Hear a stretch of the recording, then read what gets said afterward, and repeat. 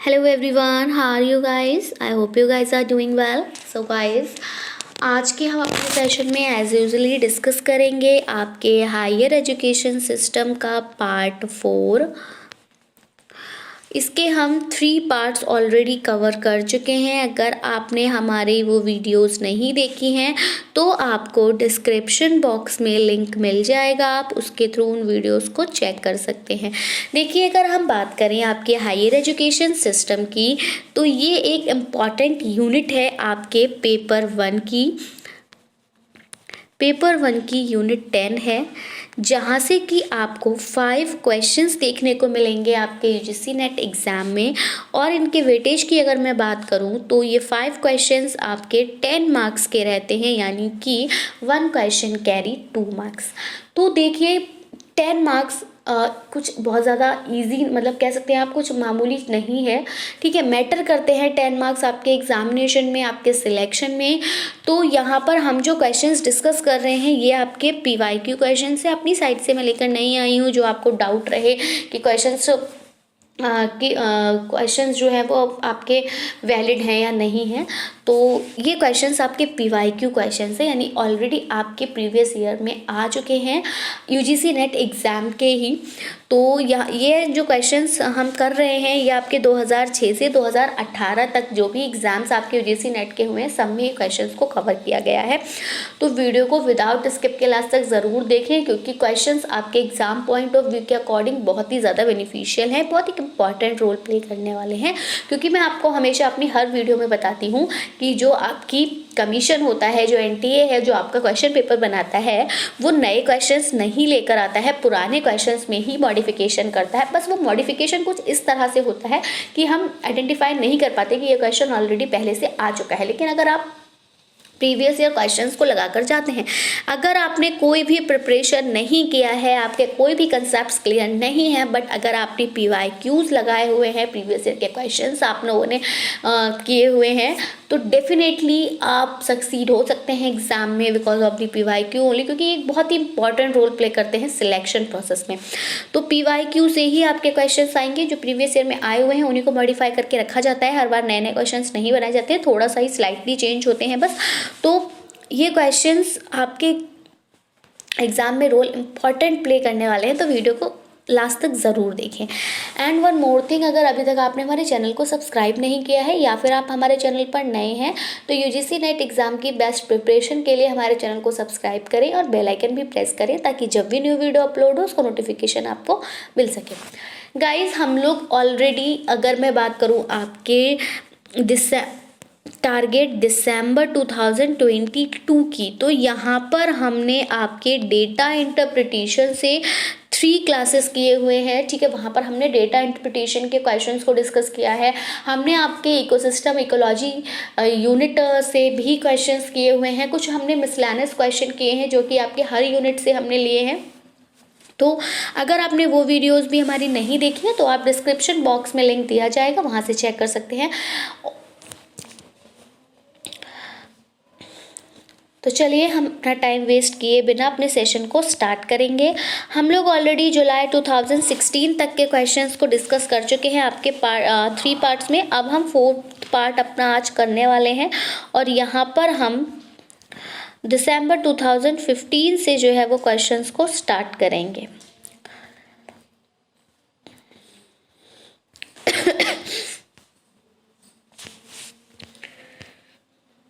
दिसंबर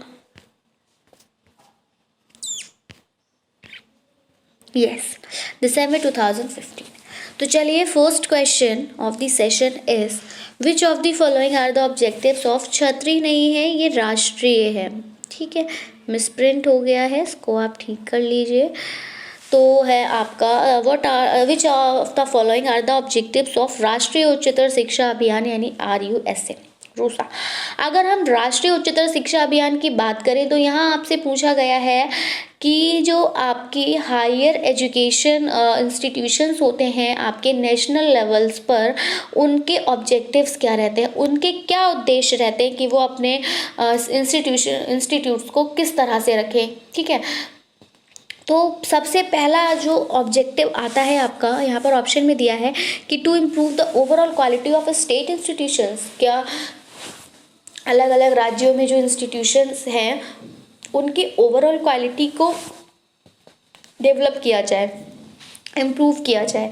like overall quality में सिर्फ हमें, अगर एक इंस्टीट्यूशन, कोई भी एक इंस्टीट्यूट है तो उसमें सिर्फ क्वालिटी एजुकेशन ही होना इम्पॉर्टेंट नहीं है, बल्कि ओवरऑल वो डेवलप्ड होना चाहिए। जैसे कि वहाँ पर उसका इंफ्रास्ट्रक्चर अच्छा होना चाहिए, वहाँ पर फैकल्टी अच्छी होनी चाहिए, वहाँ पर एक्स्ट्रा करिकुलर एक्टिविटीज़ भी कराई जानी चाहिए, स्टूडेंट्स को बिग अपॉर्चुनिटीज़ प्रोवाइड की जानी चाहिए, प्लेसमेंट प्रोसेस अच्छा रहना चाहिए, लोगों को एम्प्लॉयमेंट, मतलब स्टूडेंट जो वहाँ पर एडमिशन ले रहे हैं उनके एम्प्लॉयमेंट के चांसेस ज़्यादा हों।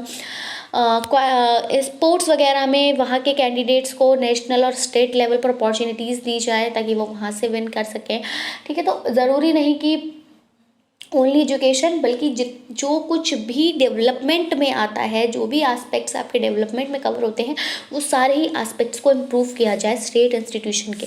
दूसरा रहता है कि यहाँ पर टू है, to ensure adequate availability of quality faculty, या फिर वही बात सेम आ गई कि फैकल्टी अच्छी होनी चाहिए, तो बिल्कुल होनी चाहिए। देखिए, अगर आपको किसी भी इंस्टीट्यूशन के थ्रू स्टूडेंट्स को क्वालिटी एजुकेशन प्रोवाइड करनी है तो सबसे जो मेन फोकस रहने वाला है, फर्स्टली आपको फैकल्टी को देखना होगा, है ना, क्योंकि एजुकेशन तो फैकल्टी प्रोवाइड करेगी। इट डजेंट मीन दैट कि उसका जो मैनेजमेंट कमेटी है, उसके जो डीन है, डायरेक्टर हैं, ओनर हैं, वो कितने भी ज़्यादा वेल एजुकेटेड क्यों ना हो, बट इफेक्ट किससे पड़ेगा, फैकल्टी से पड़ेगा। इवन दो एक बारी अगर हम मान लें कि जो ओनर है या फिर जो हमारी फैकल्टी मैनेजमेंट कमेटी वगैरह, मान लीजिए कि वो ज़्यादा एजुकेटेड नहीं है, पोस्ट ग्रेजुएशन तक नहीं पहुँचे, लेकिन ग्रेजुएशन तक हैं, लेकिन जो हमारी फैकल्टी है उसका वेल क्वालिफाइड होना इम्पॉर्टेंट है। इसीलिए यूजीसी नॉर्म्स के अंतर्गत ही आप कॉलेजेस में क्वालिफिकेशन यानी एलिजिबिलिटी लेते हैं। तो क्वालिटी फैकल्टी होनी चाहिए जो कि क्वालिटी एजुकेशन प्रोवाइड कर सके, वेल क्वालिफाइड होना चाहिए, सारे कंसेप्ट वहाँ पर क्लियर होने चाहिए, सब्जेक्ट में कह दीजिए कि उसको मास्टर्स होना चाहिए। ठीक है, सब्जेक्ट में उसकी पकड़ अच्छी होनी चाहिए, कंसेप्ट क्लियरेंस होना चाहिए, साथ ही साथ वन मोर इम्पॉर्टेंट थिंग कि नॉलेज होना ही सिर्फ नहीं है, बल्कि जो फैक्ट या जो कंसेप्ट वो क्लास में एक्सप्लेन कर रहे हैं उनको वो इतने अच्छे से एक्सप्लेन कर सके कि वो स्टूडेंट्स को समझ आए, यानी कि कम्युनिकेशन भी अच्छा होना ज़रूरी है। ठीक है, मान लीजिए नॉलेज तो बहुत ज़्यादा है बट कम्युनिकेशन अच्छा नहीं है, प्रोनाउंसिएशन अच्छा नहीं है, तो स्टूडेंट्स को डिफ़िकल्टीज़ देखने को मिलेगी। तो क्वालिटी फैकल्टी होनी चाहिए। To create new institutions through upgradation of existing autonomous college, अब जो भी कॉलेज ऑलरेडी ओपन है उसकी अलग अलग ब्रांचेस होनी चाहिए। जैसे कि आप लोग देखते ही हैं बरेली की अगर हम बात करें तो बरेली से ही आप देखते हैं कि जैसे बरेली में राष्ट्रीय इंस्टीट्यूट है तो उसका देखिए एक मेडिकल कॉलेज अलग है और आपका मैनेजमेंट कॉलेज अलग है। तो इसी तरह से KCMT है, उसका आर्किटेक्चर कॉलेज अलग है और उसका मैनेजमेंट कॉलेज अलग है। तो इस तरह से एक एक जो इंस्टीट्यूट्स होते हैं जो ऑलरेडी एग्जिस्ट हैं उनकी अलग अलग सेपरेट ब्रांचेस जो हैं वो अलग अलग खोली जाएँ अलग अलग जगहों पर। ठीक है, और to downgrade universities with poor infrastructure into autonomous colleges. अब ऑटोनॉमस कॉलेजेस में वो यूनिवर्सिटीज़ जो कि पुअर इंफ्रास्ट्रक्चर के साथ उनको डाउनग्रेड किया जाए। तो देखिए डाउनग्रेडेशन की तो बात आ ही नहीं रही है। कोई भी इंस्टीट्यूट हुआ वो क्या होना चाहेगा, अपग्रेड ही होना चाहेगा। तो इसलिए ये ऑप्शन तो आपका बिल्कुल कट जाएगा, डाउनग्रेड नेगेटिव वर्ड है। ठीक है, तो यहाँ पर हमारे जो बाकी के 3 स्टेटमेंट्स थे कि क्वालिटी एजुकेशन अच्छी, मतलब क्वालिटी फैकल्टी हो, ओवरऑल डेवलपमेंट हो, न्यू ब्रांचेस ओपन की जाए, तो बिल्कुल ये तीनों ही ऑप्शन सही हैं और ये तीनों ऑप्शन हमें मिल रहे हैं आपके ऑप्शन 2 में। तो यहाँ ऑप्शन नंबर 2 करेक्ट हो जाएगा। आई होप आपको आंसर क्लियर हुआ होगा। आगे बढ़ेंगे हम अपने अगले क्वेश्चन की तरफ and it is the ground on which discrimination in admission to educational institutions is constitutionally prohibited आ। अब ये कह रहे हैं कि कभी आप कुछ ऐसे एस्पेक्ट्स होते हैं जिनकी बेसिस पे एडमिशन नहीं दिया जाता है कि कह दिया जाता है कि अच्छा आप लो क्लासेस बिलोंग करते हो, आपको यहाँ पर एडमिशन नहीं दिया जाएगा, यहाँ पे सिर्फ पुलिस जो जैसे पुलिस मॉडर्न स्कूल्स वगैरह होते हैं वहाँ पर प्रायोरिटी दी जाती है जो स्टूडेंट्स जिनके पेरेंट्स जो हैं वो पुलिस में होते हैं, नॉन पुलिस स्टूडेंट्स होते हैं उनको अपने प्रायोरिटी नहीं दी जाती। तो इसी तरह से वो आपको क्वेश्चन में बताना है कि कौन से वो ग्राउंड्स हैं या कौन से वो एस्पेक्ट्स हैं जिन पर कि डिस्क्रिमिनेशन होता है एडमिशन्स में, एजुकेशनल इंस्टीट्यूशंस में, उसको संवैधानिक तौर पर जो है वो प्रोहिबिटेड किया गया है, मतलब रोका गया है। संवैधानिक तरीके से कहा गया है कि इनकी बेसिस पे आप किसी के एडमिशन पर रोक नहीं लगा सकते हो। तो इसमें आपको दिए हैं religion, sex, place of birth, nationality. तो देखिए, कोई भी कैंडिडेट किसी भी रिलीजन का है, आप उसको किसी भी इंस्टीट्यूट में एडमिशन लेने से नहीं रोक सकते, इस वजह से कि वो हिंदू का कॉलेज है और तो वहाँ पर मोमडन कैंडिडेट या स्टूडेंट एडमिशन नहीं लेगा। तो किसी के, चाहे वो हिंदू है, मुस्लिम है, सिख है, ईसाई है, किसी भी रिलीजन को वो फॉलो करता है, तो इस बेस पर आप उसका एडमिशन नहीं रोक सकते हो। ठीक है। दूसरी बात, सेक्स, चाहे वो मेल है या फिर फीमेल से, अगर मतलब ये तो अलग बात हो जाती है यहाँ पर कि कुछ कॉलेजेस ही ऐसे होते हैं, अब जैसे गर्ल्स कॉलेज है तो वहाँ पर तो भैया बॉयज़ का एडमिशन नहीं हो सकता, ये तो अलग बात है। बट अगर ऐसा नहीं है, कोएड है, तो आप वहाँ पर किसी भी मेल या फीमेल होने की वजह से किसी भी कैंडिडेट का एडमिशन नहीं रोक सकते हैं। नेक्स्ट, प्लेस ऑफ बर्थ, उसका जन्म कहीं भी हुआ हो।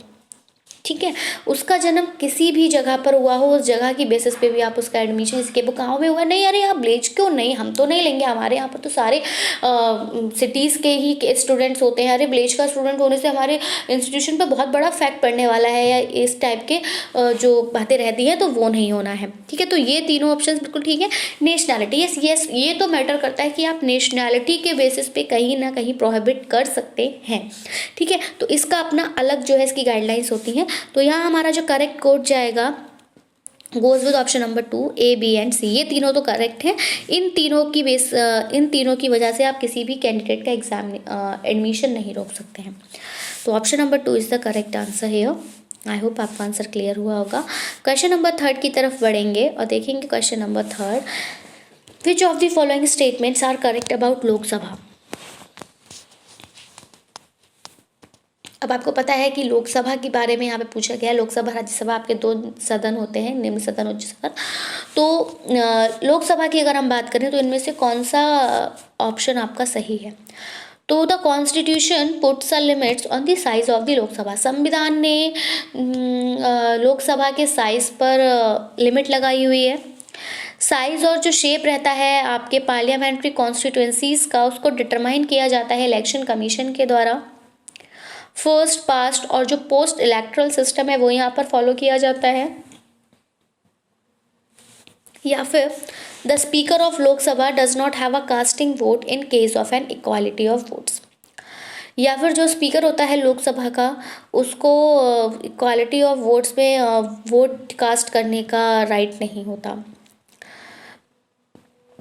तो यहाँ पर आपका जो करेक्ट आंसर जाएगा here goes with option number 1, A and C।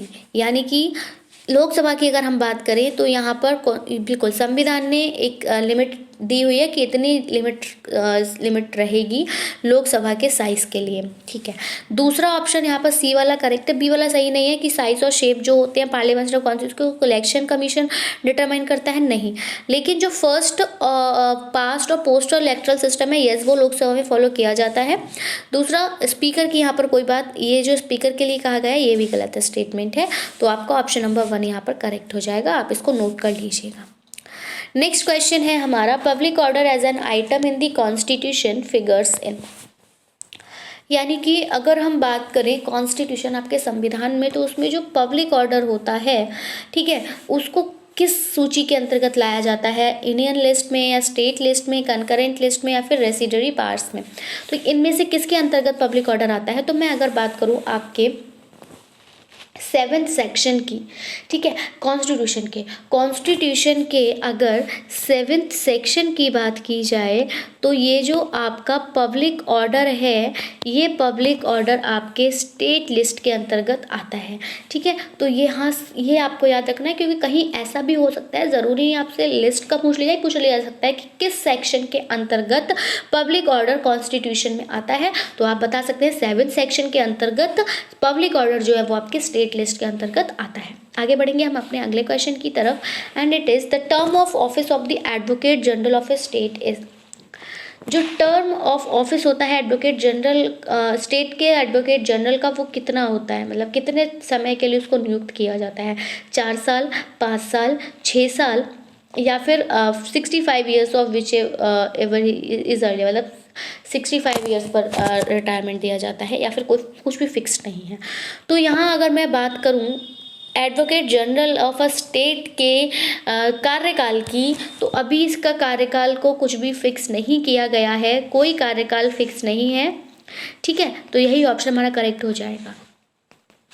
आगे बढ़ेंगे अगले क्वेश्चन की तरफ। Which among the following states has the highest number of seats in the Lok Sabha. यहाँ पर महाराष्ट्र हो गया, राजस्थान हो गया, तमिलनाडु एंड वेस्ट बंगाल, इन चारों स्टेट्स की अगर मैं बात करूं तो इन चारों स्टेट में से लोकसभा में सबसे ज़्यादा सीटें जो हैं वो किस स्टेट से हैं? महाराष्ट्र से हैं, राजस्थान से, तमिलनाडु या वेस्ट बंगाल से हैं। तो ये बिल्कुल option number 1 here is the correct answer for this question, that is Maharashtra. यानी महाराष्ट्र स्टेट एक ऐसा स्टेट है जहाँ से कि लोकसभा में सबसे ज़्यादा सीटें हैं। आगे बढ़ेंगे, अब हम स्टार्ट करेंगे आपके जून 2015 में जो क्वेश्चंस आए थे आपके यूजीसी नेट एग्जाम में। तो जो सेशन है पार्लियामेंट का इस सम्मन बाय, पार्लियामेंट का जो सेशन है उसको किसके द्वारा सम्मन किया जाता है? प्रेसिडेंट के द्वारा, मतलब स्टार्ट किया जाता है, प्राइम मिनिस्टर के द्वारा, या फिर लोकसभा के स्पीकर के द्वारा, या फिर स्पीकर ऑफ द लोकसभा और chairman of Rajya Sabha. So here the correct answer for this question goes with option number 1, that is president। हमारे जो राष्ट्रपति होते हैं भारत के, उनके द्वारा पार्लियामेंट के सेशन को सम्मन किया जाता है। Next question number 2 is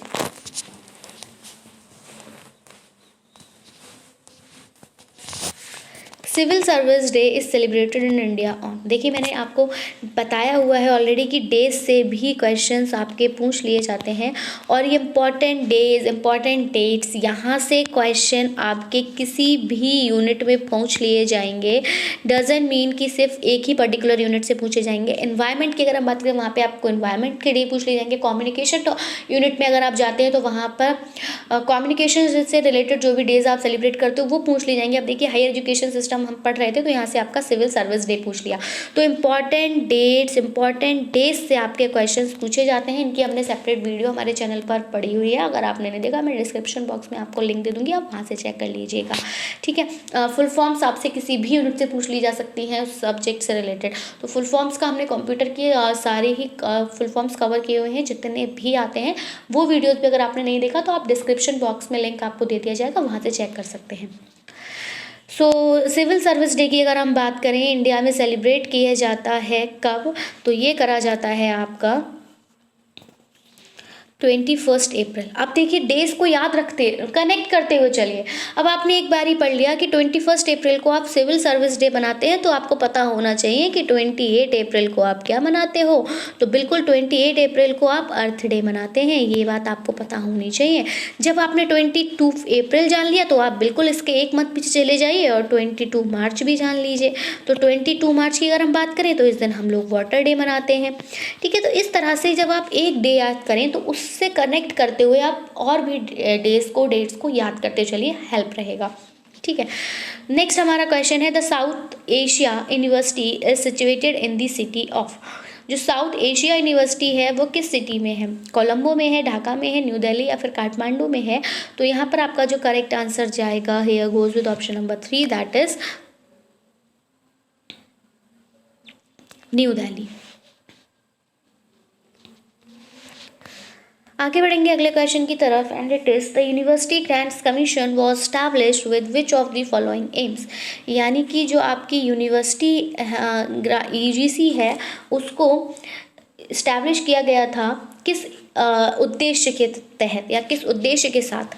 promotion of research and development in higher education, की रिसर्च को, जो शोध कार्य है, जो शोध का विकास कार्य है उसको बढ़ाया जाए हायर एजुकेशन में। आइडेंटिफाई और सस्टेन किए जाए इंस्टीट्यूशंस को ऑफ पोटेंशियल लर्निंग, मतलब जिनमें एक पोटेंशियल लर्निंग है उन इंस्टीट्यूशन का पता लगाया जा सके और उनको सस्टेन कराया जाए। कैपेसिटी बिल्डिंग की जाए टीचर्स की, या फिर ऑटोनॉमी प्रोवाइड की जाए हर हायर एजुकेशनल इंस्टीट्यूट को इंडिया के। तो यूजीसी के अगर हम उद्देश्य की बात करें जिस वजह से उसको इस्टेब्लिश किया गया था, तो बिल्कुल रिसर्च और डेवलपमेंट को प्रमोट करने के लिए हायर एजुकेशन में यूजीसी लाया गया। दूसरा, बिल्कुल जो ऐसे इंस्टीट्यूट जिनमें पोटेंशियल लर्निंग है उनका पता लगाया जाए और फिर उनको सस्टेन कराया जाए। देखिए अब कुछ ऐसा होता है, आप लोग को मैं अगर एक एग्जांपल के थ्रू बताऊं कि अगर हम स्टूडेंट की बात करते हैं तो कुछ स्टूडेंट्स हमारे ऐसे होते हैं जिनमें गट्स होते हैं आगे बढ़ने के। तो अब उनको अगर आप अपॉर्चुनिटीज़ प्रोवाइड करोगे, उनको अगर आप सफिशिएंट या फिर नीड जितनी ज़रूरत है उतनी फैसिलिटीज़ आप प्रोवाइड करेंगे, तो वो अच्छे से, मतलब उनका जो डेवलपमेंट है वो अच्छे से हो पाएगा और वो अपना जो टारगेट उन्होंने सोच के रखा हुआ है उसको वो ईजिली एक्वायर कर सकते हैं। तो पोटेंशियल देखना बहुत ज़्यादा ज़रूरी रहता है, चाहे वो आपका कैंडिडेट हुआ या फिर कोई भी इंस्टीट्यूट हुआ, कि क्या उसमें गट्स हैं ये कार्य करने के हैं, तो बिल्कुल उसे अगर आप अपॉर्चुनिटीज़ देंगे तो वो अच्छे से ग्रो करेगा। वहीं अगर मैं बात करूँ एक ऐसे कैंडिडेट्स की जिसमें गट्स नहीं है, वो नहीं चाहता पढ़ना, अगर मैं पढ़ाई की बात करूँ, मैं ये नहीं कह रही उस पर कि कोई भी इंसान या कोई भी कैंडिडेट जो है वो बेकार होता है, नहीं, सब में अपना अलग अलग पोटेंशियल होता है। तो मान लीजिए अब उसमें पोटेंशियल नहीं है एजुकेशन का, उसे एजुकेशन प्रोवाइड कराइए, तो उसको चाहे कितनी भी फैसिलिटीज़ आप प्रोवाइड कर दीजिए, कितनी भी ज़्यादा अपॉर्चुनिटीज़ आप उसको दे दीजिए, वो अचीव नहीं कर सकता। तो वही है कि पता लगाया जाए कि कौन से इंस्टीट्यूट्स में पोटेंशियल है लर्निंग का, तो उनका पता लगा के फिर उनको इम्पॉर्टेंट जो भी रिक्वायरमेंट्स है वो उनको प्रोवाइड कराई जाए। ठीक है। दूसरा, आप टीचर्स को भी बिल्ड करें, कि अब तो टीचर्स की बिल्डिंग पर्सनालिटी डेवलपमेंट के लिए, ठीक है, प्रोग्राम्स वगैरह होते हैं कि एजुकेशन तभी अच्छी हो सकती है जब टीचर्स जो है वो वेल एजुकेटेड रहेंगे। तो इसलिए टीचर्स में कहीं ना कहीं अगर कोई ना कोई प्रॉब्लम रहती है तो उनके ओवरऑल डेवलपमेंट के लिए भी, उनकी कैपेसिटी को बिल्ड करने के लिए भी प्रोग्राम्स चलाए जाते हैं। तो ये भी आपके यूजीसी के तहत किया जाता है। तो ये तीनों ही उद्देश्य के लिए यूनिवर्सिटी का एस्टैब्लिशमेंट किया गया था। और नेक्स्ट जो हमारा ये है कि ऑटोनॉमी दी जाए हर हायर एजुकेशनल सिस्टम को, तो ये तो पॉसिबल नहीं है कि आप हर एजुकेशनल इंस्टीट्यूशन को ऑटोनॉमी प्रोवाइड कर देंगे। तो यहाँ पर आपका option number A, B and C जो है वो यहाँ पर करेक्ट हो जाएगा। आगे बढ़ेंगे हम अपने अगले क्वेश्चन की तरफ, and it is the gross enrolment ratio GER in institutions of higher education in India at present 2015 is about। देखिए ये क्वेश्चन तो आपका 2015 में आया, तो 2015 से यहाँ पे क्वेश्चन पूछा है कि जो ग्रॉस एनरोलमेंट रेशियो, अब आप यहाँ से कनेक्ट कर सकते हो कि जब आपसे यहाँ पर GER 2015 का पूछा है एजुकेशन का, तो अब आप एग्जाम देने जा रहे हैं 23 में या फिर 22 में, तो अब आपको GER 22 का देखना है। ठीक है। तो उस टाइम की अगर मैं बात करूँ 2015 में कितना था, तो उस 15 में जो पूछ लिया जा सकता है, जरूरी नहीं कि 2015 का नहीं पूछा जाएगा, ये एज इट इज क्वेश्चन भी आ सकता है आपका। ठीक है। तो जो ग्रोस एनरोलमेंट रेशियो GER था हायर एजुकेशन में इंडिया में, तो 2015 में वो आपका लगभग 19% था। ठीक है। अब देखेंगे आप इंक्रीज हुआ या फिर डिक्रीज हुआ। आगे लास्ट क्वेश्चन जो है हमारे सेशन का, it is the total number of central universities in India in April 2015। अब देखिए ऐसा होता है, देखिए 2015 से हमारे को कितने ईयर्स होंगे, तो इस बीच हो सकता है कोई नई यूनिवर्सिटी स्टैब्लिश हुई हो, तो इसलिए 2015 तक की यूनिवर्सिटी पूछी कि 2015 तक सेंट्रल यूनिवर्सिटीज़ कितनी थी। ठीक है।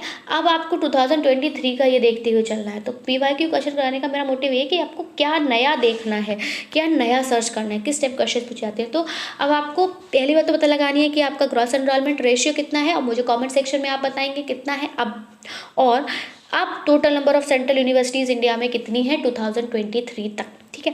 और 2015 तक की अगर मैं बात करूं तो उस टाइम तक आपकी 43 सेंट्रल यूनिवर्सिटीज़ थी इंडिया में। तो ये दो क्वेश्चन आपको मुझे कमेंट सेक्शन में बताने हैं कि GER 2023 में कितना है, 22 का ही बता देंगे, और सेंट्रल यूनिवर्सिटीज़ का कितना नंबर है अब तक। आई होप आपको सेशन पसंद आया होगा। वीडियो पसंद आया हो तो उसको लाइक करें, अपने फ्रेंड्स में शेयर करें ताकि उनको भी इसका बेनिफिट मिल सके।